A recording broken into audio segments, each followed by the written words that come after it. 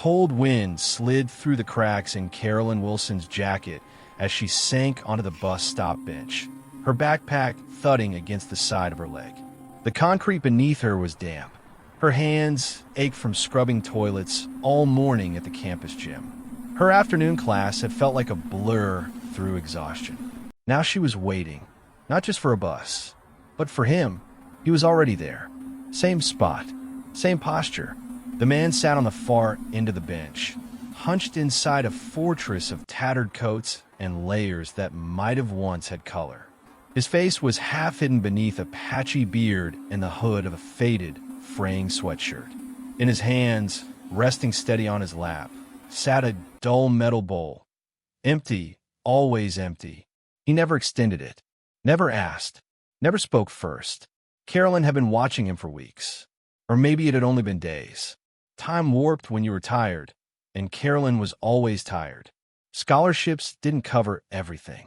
And working part-time, cleaning campus buildings meant coming home with bleach on her sleeves and textbooks in her backpack that she could barely afford.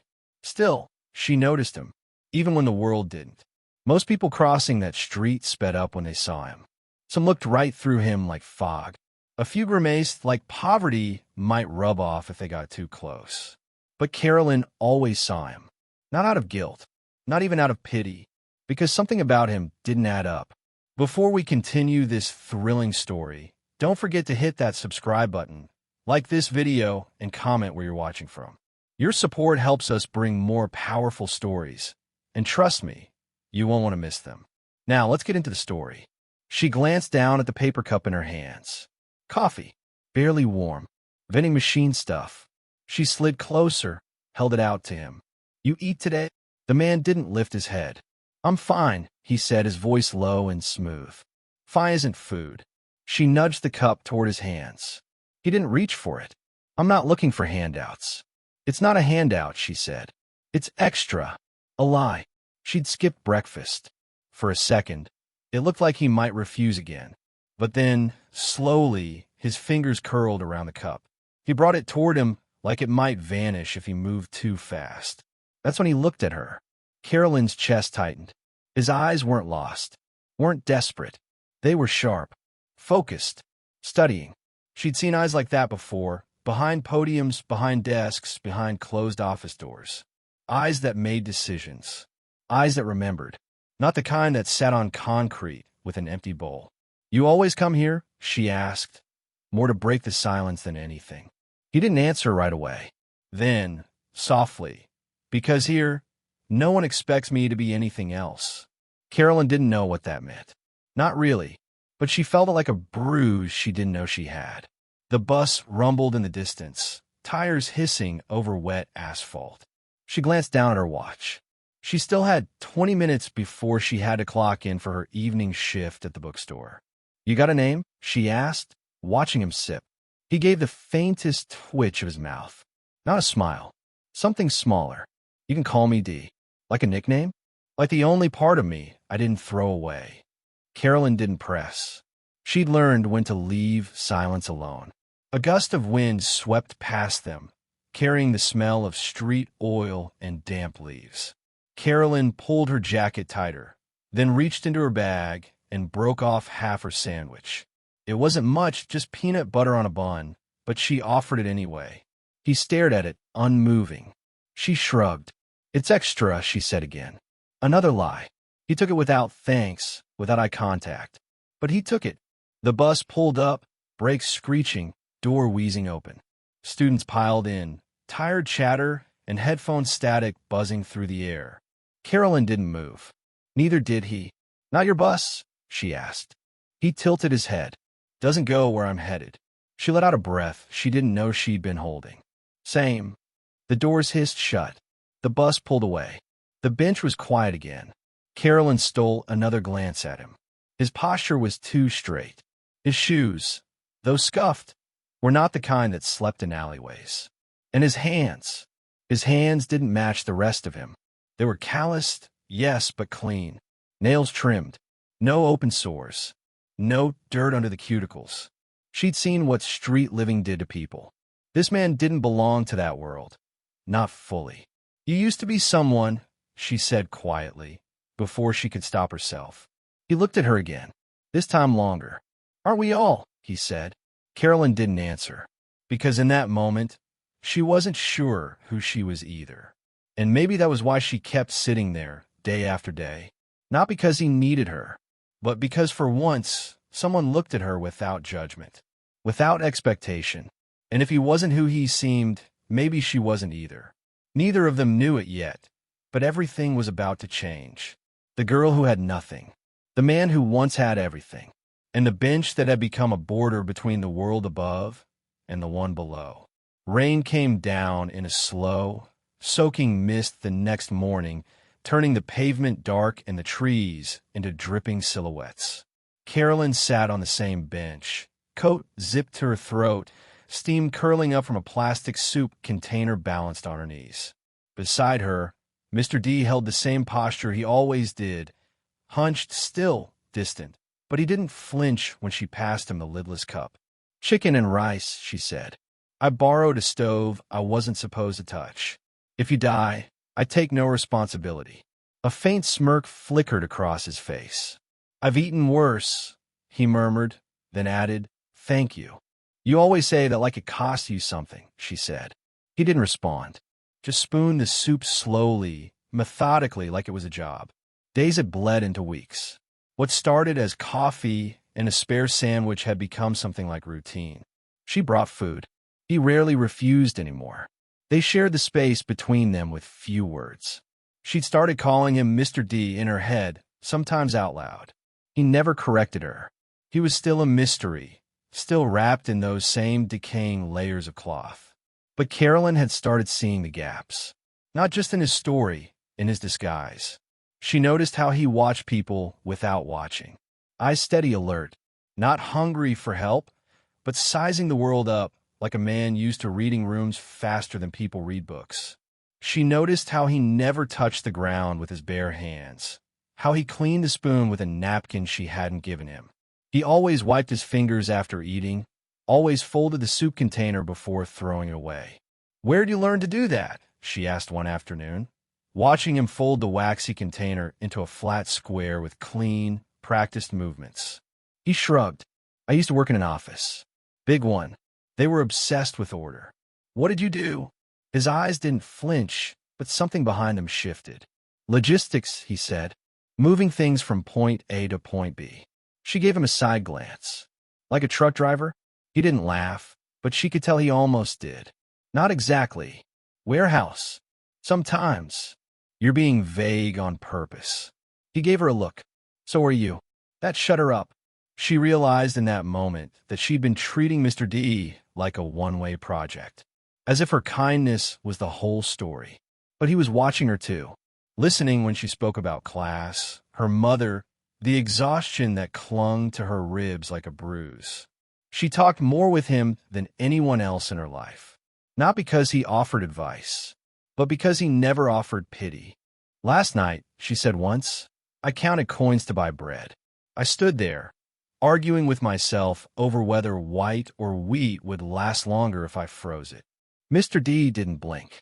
He didn't give her a speech about budgeting or try to tell her she was strong. He just said, wheat holds up better when it's stale. And she believed him. When she got home that night, she found a small loaf of wheat bread left in a paper bag on her building's front step. No note, just the bread. She never asked him about it. He never admitted anything. That was their unspoken agreement. Whatever kindness passed between them didn't need to be explained. At home, Carolyn moved like a ghost. Her apartment smelled like bleach and reheated noodles. Her mother worked nights at a hospital laundry unit, too tired to talk by the time Carolyn came home. The rent was late again. Her textbooks were all used, underlined by strangers who didn't care about the same things she did. Sometimes she looked in a mirror and tried to see the girl she was supposed to become, the one she'd promised her father she'd be, before he disappeared. He'd left when the medical bills started coming faster than paychecks. No would-be, no fight, just a silence that swallowed the house like a leak. Carolyn never told anyone, but she'd kept his last voicemail saved for years. played it sometimes just to remember what a male voice in her life sounded like when it wasn't yelling. She never told Mr. D that. But somehow, sitting next to him, it felt like he already knew. One afternoon, a classmate passed by and gave her a look. Not just a glance. A look. Judging. Carolyn caught it. She turned to Mr. D. "I think people assume I'm dating you." He didn't even flinch. "Does it bother you?" "No." Then, after a beat, "It probably should." He tilted his head slightly. "Why? Because I'm 20 and you're old enough to know when not to answer that question." She laughed for the first time in days. It echoed under the bus shelter. Mr. D looked at her then, not casually, not as someone just passing time, but with something else behind his gaze. Like he was searching for a version of himself in the pieces of her strength. Not sympathy, not interest, recognition. The next day, she brought soup again, and a scarf. Just cheap acrylic, but new. She placed it on the bench beside him without saying a word. He didn't touch it right away. But when she left, it was gone. She never asked where he slept.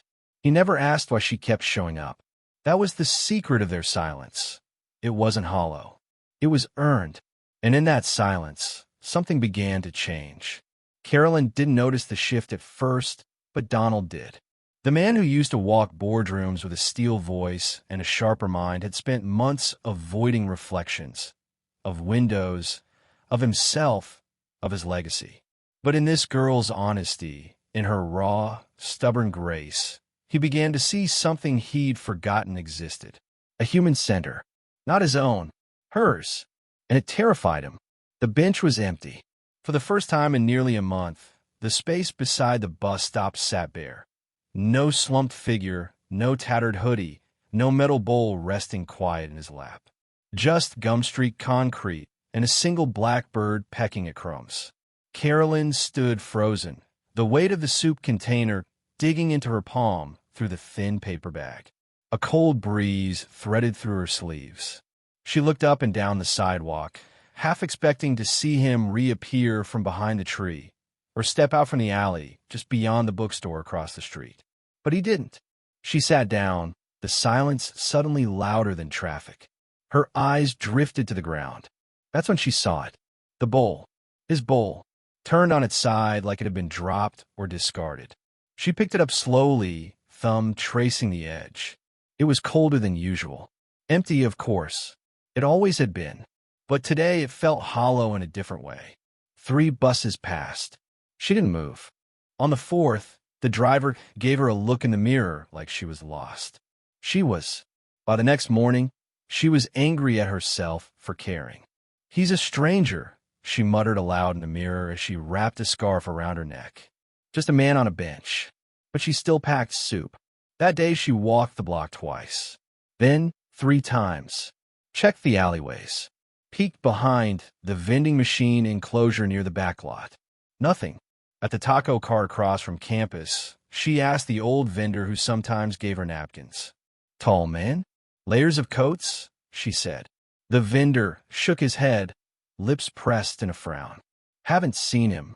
Not in days." She asked a local patrol officer on the corner. The man gave her a sympathetic look, but no answers. "A lot of people come and go," he said. "You get used to it.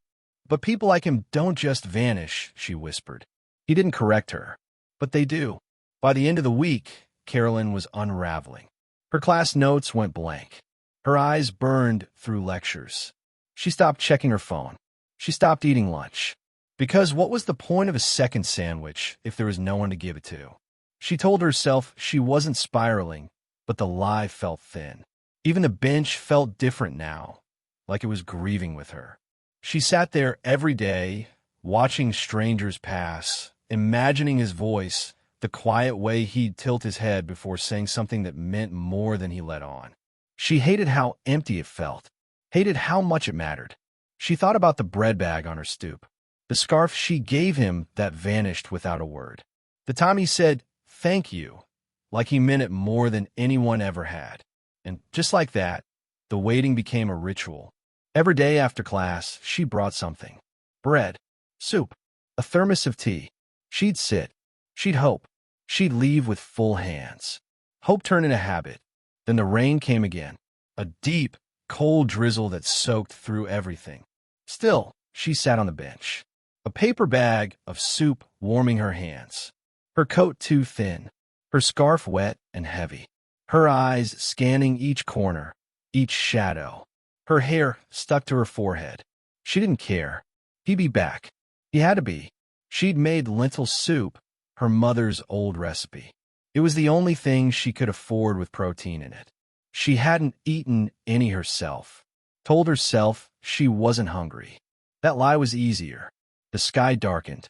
She didn't notice how long she'd been sitting there until the streetlights blinked on, one by one, humming to life like tired ghosts. Her fingers trembled. The soup had gone cold. Then headlights, bright, white, deliberate. They swept across her face, piercing through the curtain of drizzle. Her breath hitched. A sleek black SUV rolled slowly to the curb, tires whispering against the wet street. It didn't belong on this side of town. Too polished, too silent. The kind of vehicle that spoke in locked doors and private security. Carolyn didn't move. The window on the back passenger side glided down with mechanical precision. Her breath caught. Inside, behind glass tinted like ink, sat a man she recognized and didn't. Clean-shaven, crisp jawline, hair combed neatly back, jacket tailored, shirt dark, collar sharp. The eyes were the same, though. Same focus, same sadness, same study of her face like she mattered. But there was no trace of the man who'd accepted soup with trembling hands and refused to be called hungry. Her voice didn't work. Then he spoke. Carolyn. Her name. Soft. Careful. Almost an apology. She gripped the soup bag tighter. Get in. It wasn't a command. It was something worse. An invitation. For the part of the story she hadn't been ready to believe was real. The door opened with a soft click that felt louder than the rain. Carolyn didn't move. The street behind her blurred, bus lights streaking past, horns in the distance, the cold drizzle tapping down onto the sidewalk like fingers drumming. But in front of her, everything slowed. The SUV was sleek, black, and silent, humming like a machine that wasn't used to waiting. The air pouring from inside smelled like leather, not smoke. Warm, dry, filtered. She stood in it like a ghost, soup bag still clutched in her hand, fingers numb. Inside, he waited. Donald, Mr. D, wasn't wearing rags now. No hoodie, no dirt, no grime. His beard was gone, trimmed down to clean lines. His coat was charcoal gray, and the fabric looked like it belonged to someone who never checked price tags. But it was his eyes that broke her. Same eyes, same quiet weight. Carolyn, he said again, softer this time. Please. She took one step closer, then another. She slid into the seat like it wasn't real, the door closing behind her with a hush that sealed the rest of the world out. For a long time, neither of them spoke. The city outside the windows kept moving. Wet streets, passing buses, the hiss of tires on concrete. But inside the SUV, it felt like the air had thickened, like she was breathing through cotton. Carolyn stared ahead. He didn't speak. Finally, she found her voice. Who are you? He exhaled, not sharply, not dramatically, but like someone who knew this moment couldn't be delayed anymore. Someone who forgot, he said quietly. She turned toward him, eyes narrowed. Forgot what? He looked at her, the full weight of who he was and who he wasn't, resting behind his silence. How to be anything that mattered, he said. Until I met you. Carolyn blinked hard. That wasn't what she was ready to hear. Her hands tightened in her lap, and the soup bag crinkled. You lied to me. I didn't tell you everything, he said. That's a polite way of saying you lied to me. He didn't argue. She turned to the window, watched droplets race down the glass. I thought you were homeless. I was, he said. Just not the way you think. She looked back at him. You have money, don't you? He nodded once. She scoffed. How much? Enough to disappear. Carolyn pressed her lips together. The name. She hadn't even said it yet, but it was circling in her head like a warning siren. Santana. It had been on delivery trucks her whole life. On the side of gas stations. On the back of a school lunchbox once, branded into plastic. A family name, a company name, old money, big money, and now she was sitting beside the man who owned it. Donald Santana, she said slowly. That's who you are? Yes. She looked at him again, really looked. The man beside her wasn't a stranger, but he also wasn't the one she'd shared coffee and cold soup with on a bench in the rain. He was both. Her voice dropped. Why would someone like you sit out there like that? He looked down at his hands. No bowl now, just fingers clasped together, knuckles tight. I needed to be seen as nothing, he said, because I forgot what it felt like. To not be feared, not be obeyed, just seen. That's not normal, she said. No, he agreed. It isn't. She shook her head slowly, eyes burning. You let me think you were starving. I was, he said, just not the way you meant. Carolyn stared at the bag in her lap. She'd made that soup thinking he had nothing. Skipped meals for someone who could have bought the building she lived in without noticing. And yet, he hadn't taken advantage of her. Not once. He'd sat there, quiet, listening, present. She rubbed her forehead. You could have told me. I didn't want you to stop talking to me, he said. People treat me differently when they know. They stop being honest. They stop being human. Her throat tightened. You lied, she repeated, and I trusted you. I know, and I don't know what hurts more, the fact that you did it or the fact that I still want to trust you anyway. That landed heavier than either of them expected. He didn't respond. He just looked at her like she'd handed him something breakable. Like trust was something he wasn't used to earning anymore. The car rolled forward, the driver silent, invisible behind a partition. Where are we going? She asked. Somewhere you can ask every question you've been holding back, he said. And I'll answer them. All of them. She stared at him, unsure if she believed him. Unsure if she even wanted to. Just one thing first, he said. I never asked for anything from you, Carolyn. Not because I was testing you, but because you were the first person who looked at me without a price tag.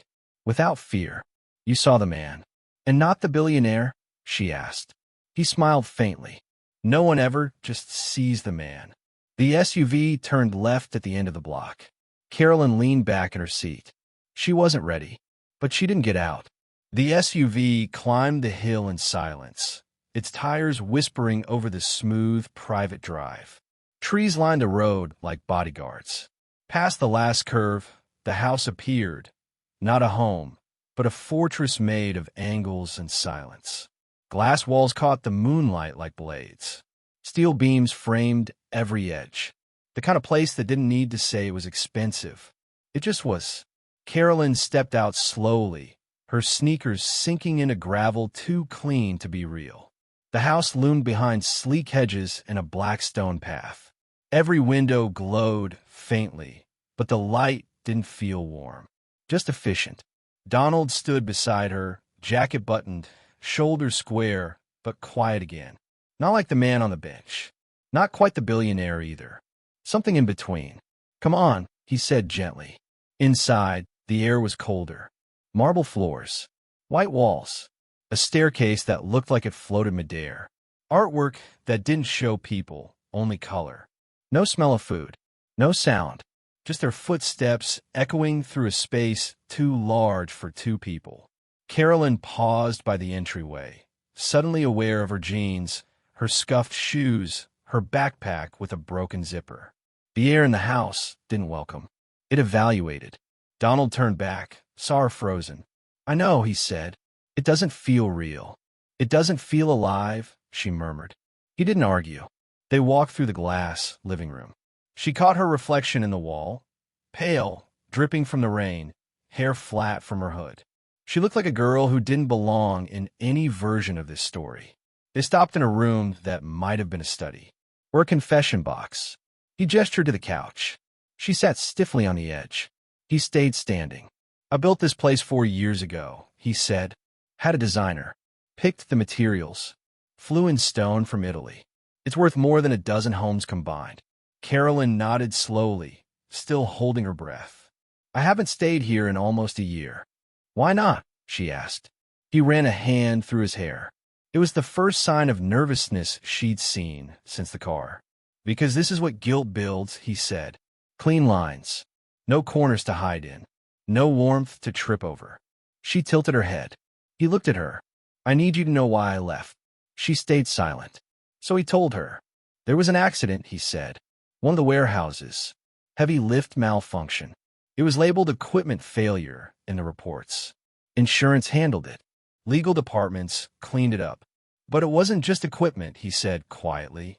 It was people. 2 of them. Young. One of them just had a kid. The footage showed everything. The slow response. The way people hesitated, waiting for approval before rushing in. He looked at her, and for the first time his voice cracked. I saw me in their eyes. The hesitation. The obedience. Like I'd trained them to choose profit over people. Carolyn swallowed hard. I signed the payouts. I nodded through the legal briefings. And then one night, I watched the security footage again. Alone. And I realized I didn't feel anything. He sat down now, across from her. That was the part that broke me, he said. Not the accident. Not the lawsuits. The silence inside me. So you left, she said. I vanished. Carolyn frowned. You're rich. You could have gone anywhere. Bought a resort. Hit on an island. I didn't want to escape. I wanted to bleed. To sit in the dirt. To be ignored. I needed to feel small again. Because somewhere along the way, I forgot what it meant to matter without money. She stared at him. And then I met you, he said. The words landed with a weight she hadn't prepared for. You talked to me like I was still human, he said, voice softer now. Not a project. Not a threat. Just a man. She blinked hard, heart rattling in her chest. You were human, she said. You just forgot. The silence after that wasn't awkward. It was honest. Carolyn stood slowly. The imported rug beneath her feet looked like clouds, but it felt like ice. This place, she said. It's beautiful, but it's not alive. He looked around. I know. She turned to him. You don't belong here either. Not anymore. He nodded once, slowly. That's why I brought you here. To remind myself what belonging looks like. Carolyn didn't know if she believed him. But for the first time, she saw him not as a mystery or a stranger. She saw him as a man who'd lost everything that made him feel, and was just now learning how to get it back. The dining room was made of glass and steel, cold, reflective, and silent until you stepped inside. Then the quiet became judgment. Carolyn stood just inside the threshold. Her fingers knotted in the fabric of the simple navy dress Donald had left for her. Nothing flashy, mujizaynev but it fit her like it had been measured in second guesses. She'd stared at herself in the mirror before leaving the guest room for nearly 20 minutes, wondering what kind of girl wore a dress like this into a room full of men who own cities. Donald had barely said a word all day. Just come tonight. You deserve to see it. She didn't know what it meant until now. 12 people sat around the table. Every chair matched in black leather and chrome. Every wine glass sparkled under hanging crystal lights. The men wore suits like armor. The women wore sharper ones. Not one of them looked surprised to see Donald. They looked surprised to see her.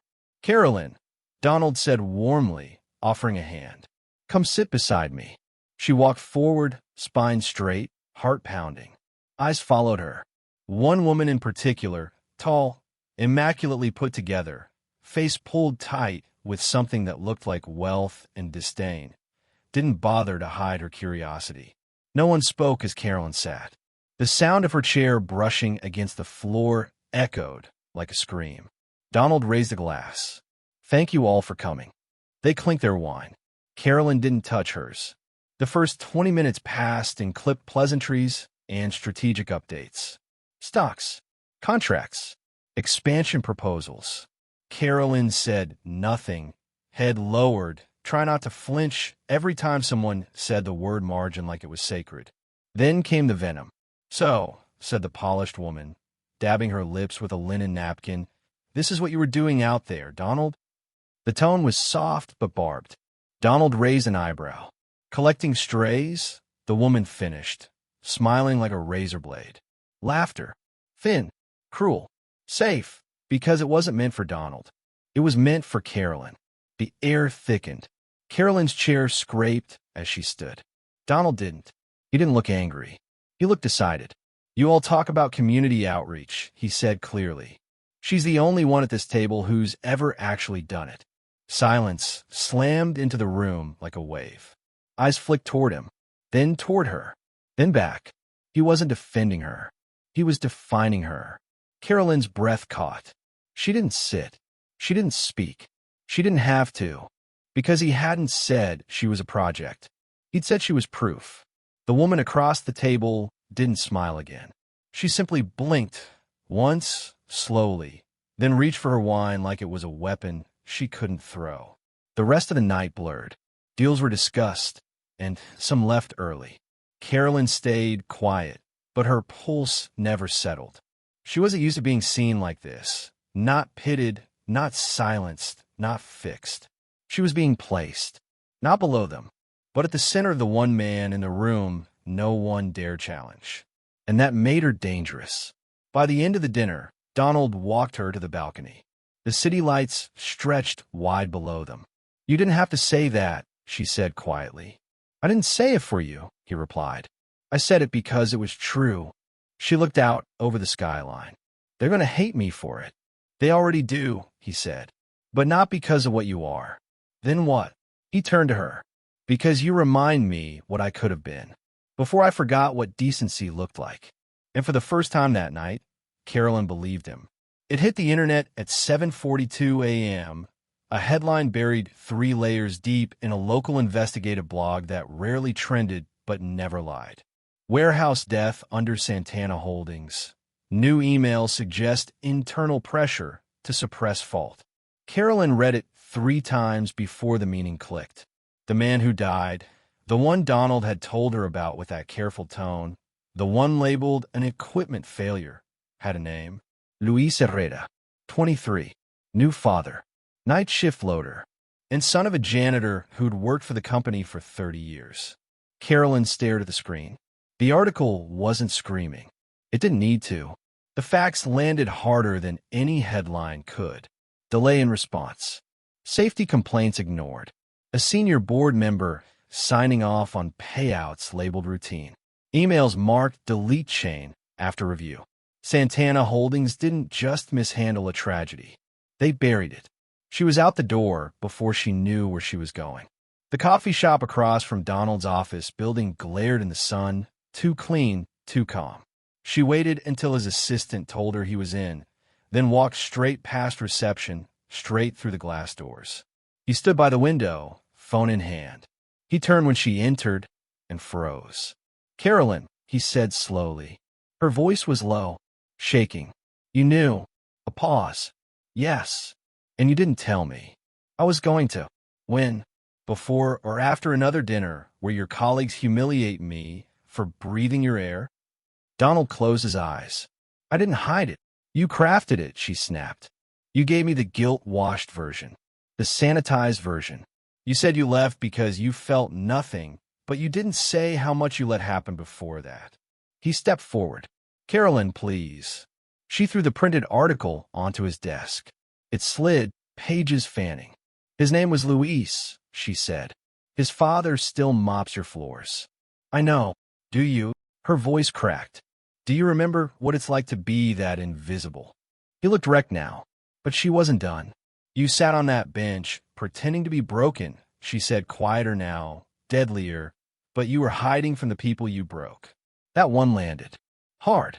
Donald sat, spine folding forward, hands on his knees like he couldn't hold himself up anymore. "I didn't run to hide from punishment," he said finally.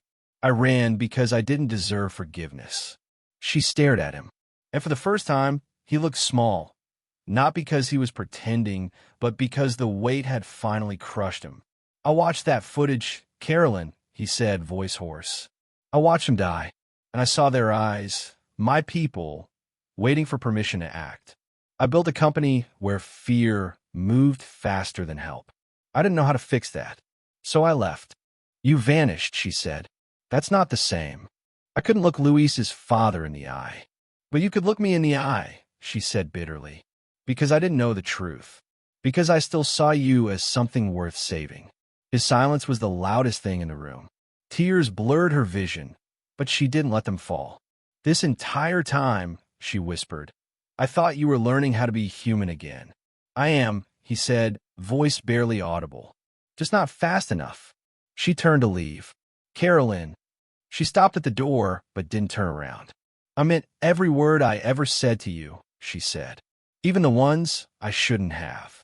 Then she walked out, her heart breaking, not because of what he did, but because of what it proved. You could sit in silence beside someone and still not know how deep the damage ran. But she knew this. She wasn't going to bleed for a man still deciding whether to confess or disappear again. Dignity intact, she let the doors close behind her. The night air was thick with the scent of fried grease and wet pavement. Carolyn stepped out the back door of the campus bookstore, a box of broken-down cardboard in her arms, her apron damp from a spilled coffee and her feet aching in worn-out shoes. She didn't see him at first. The parking lot was dim, lit by one stubborn street lamp buzzing above a puddle-streaked curb. She dropped the box into the bin, wiped her hands on her jeans, and turned to go. He was standing by the bike rack. Alone. No SUV. No suit. Just a man. His shoulders were hunched beneath a plain wool coat, the collar turned up against the wind. His hair was messier than usual. No tia. No posture of power. Just his eyes, quiet, open, searching. She stopped in her tracks. "Carolyn," he said. The sound of her name hit her like a wave she didn't want to drown in. She said nothing. He stepped forward but didn't close the space between them. He looked different. Not ruined, but real. Like he'd finally peeled off the last of whatever version of himself the world had made him wear. "I don't expect forgiveness," he said. She folded her arms. "I didn't come to ask for anything," he added. "I just wanted you to know what I've done." He took a breath, sharp with nerves. "The Herrera case is being reopened. I'm not using company counsel. No more PR buffers. Just me on record. Every email, every delay, every mistake. It's all going public." Carolyn blinked. That wasn't what she expected. He continued, "We're creating a compensation fund. Not just for Luis's family. For all of them. Any worker who ever got buried by silence. And not hush money. Real money. Ownership stakes. Healthcare. Education support. No strings." Her voice was barely above a whisper. "Why now?" "Because money was never the problem," he said. "I was." The wind shifted. Her hair lifted across her cheek. "I can fix numbers," he said. "I can restructure departments and sign 100 checks. But I can't fix what I became." He stepped closer, and this time, his voice dropped to something almost fragile. "I needed you to see it. Not because I want you to come back, but because I don't want you thinking I walked away again." She stared at him, heart twisting. There were 1,000 things she could say. That he should have done this sooner. That Luis deserved better. That no amount of guilt could uncrush a man's ribs or undo the way power poisons truth. But she didn't say any of it, because he already knew. So instead, she asked quietly, "Have I ruined it?" His eyes widened. She hadn't expected him to throw his own question back at her. The same words he'd whispered to her that night in the car. The night everything changed. She looked at him, really looked. Saw the man who used to sit beside her on a cracked bench and speak like the world was still heavy on his shoulders. The one who listened, who learned. And something in her, slowly, began to thaw. "No," she said softly, "but it's not yours to fix alone." That line hung in the air between them. She wasn't handing him redemption. She was handing him responsibility. His shoulders sagged slightly, as if the truth of that settled somewhere deep in his chest. But he nodded, not with defiance or relief, with acceptance, like a man being handed terms instead of forgiveness. For the first time, Donald Santana didn't stand like a titan. He stood like a man, seen, measured, and unmasked. She turned toward the street lamp, then back to him. "Don't disappear again," she said. "I won't," he promised. And somehow, they both knew this wasn't an ending. It was the beginning of something neither of them could define, yet something forged in truth instead of illusion. And in that quiet, flickering moment, the balance shifted.